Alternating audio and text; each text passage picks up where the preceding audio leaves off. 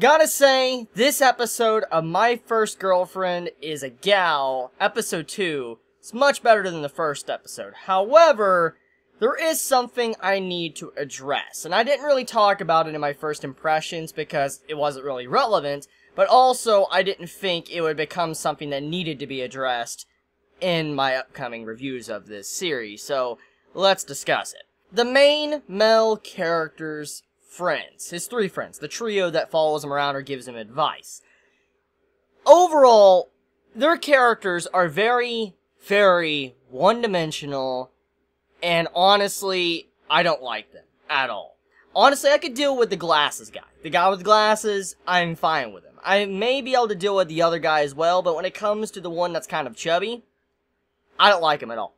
I'm just gonna be honest here. I don't like the character, and the reason for it is because of his lines, what his character is about. He has this one thing about his character he constantly keeps saying of how he wants an elementary school girl, and I'm like, okay, look, this wasn't funny the first time, it's not funny the next 5 times you do it in the first episode or the second episode. It's not funny, and it's honestly very fucking creepy. It's beyond creepy, and I don't like the main male character's trio of friends. Like I said, I can deal with the glasses guy.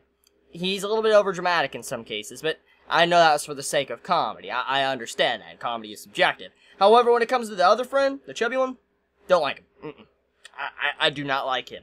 And honestly, I really, really hope those characters either A, they develop and change, or they're not shown much more anymore in this series, because I do not like them. That is a very big problem so far in this series I just do not like. But with that being said, though, let's talk about something else that I didn't really get to talk about in my first impressions, and I want to talk about now since it's very apparent. The childhood friend girl. You know, the girl that is kind of like the little sister to the main male character, that obviously is crushing on the MC. Oh my god. Like, okay, so, I didn't want to talk about it, but I'm talking about it now. Her chest, it looks like she has tumors. Like, she has growth, like these growths on her chest that are straight up tumors. Like, she needs to go to a medical doctor. Like, she needs to go to a doctor and have those checked, because that isn't normal, especially with the way they look on her chest and all that. I can understand girls having bigger breasts than normal. However, that size, it's absolutely disgusting. I mean, jokes aside, just the size of those breasts are just straight disgusting. And beauty also is subjective, but holy shit.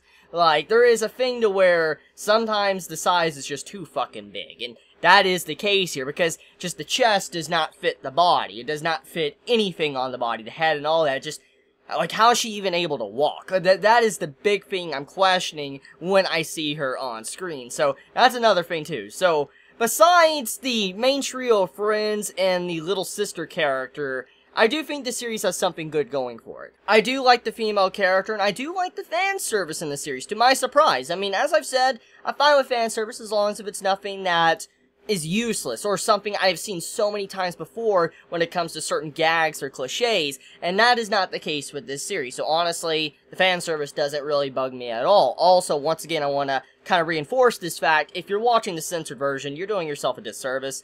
Go and find the uncensored version, because it's much better than, you know, the censored version, which always that is the case. I mean, it's much better to watch the uncensored version than the censored version in anything. So, with that being said, though, the main female character, besides there being a lot of fan service, in fact, there's not a lot of fan service with her. The only fan service we really have going on is the main male character, and him being a straight-up pervert or a scumbag in some cases, and honestly, it makes me feel very bad for the main female character, and I wonder if the main male character is going to develop because of how he's been treating his girlfriend. Let me explain. So basically, as we know, the first episode is set up where the main male character, he tried to, you know, get with this girl, he was gonna ask her out and all that, and eventually she was playing with him, teasing him and all that, and eventually, you know, she, you know, is like, yeah, let's go out, let's date and all that. And then, throughout the episode, you see to where the character, he's fantasizing, he's either having dreams or thinking about when she's near him, thinking about sex or anything perverted he possibly can about her, which don't get me wrong, I mean, I know people do that,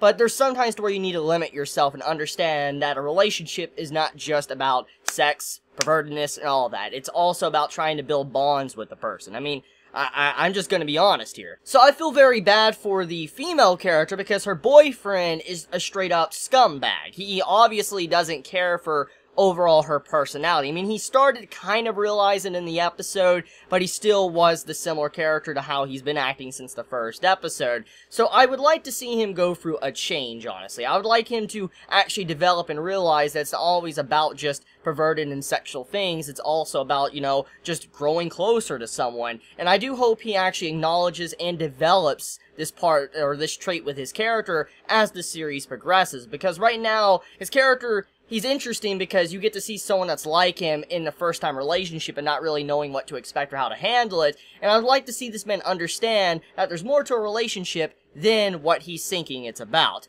So, that is why I'm continuing to watch the series. However, from what I can see thus far, it's still exactly what I expected to be. It doesn't have a well-written story. It doesn't seem like it's gonna be, like, the best of this anime season, and in all regards, it most likely is not gonna get any better. It probably will turn to shit. I mean, I've seen a lot of series like this I have hoped for turn to absolute shit, and I'm just disappointed. I ask myself, like, why do you watch this? But I could be wrong, and this could become very good. Maybe the character will develop, maybe the female character will realize he's a scumbag, maybe she'll dump him. I mean, there's a lot of things that could happen in this series, and I do look forward to seeing how it is handled. But for now, though, it was an okay episode. It was an okay episode, nothing amazing, nothing like, holy shit, go watch this right now, but there was some good fan service scenes, which I will admit that. There was some very good fan service in, you know, episode 2.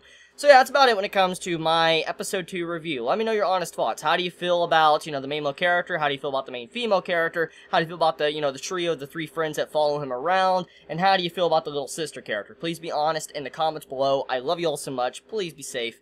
Chibi out.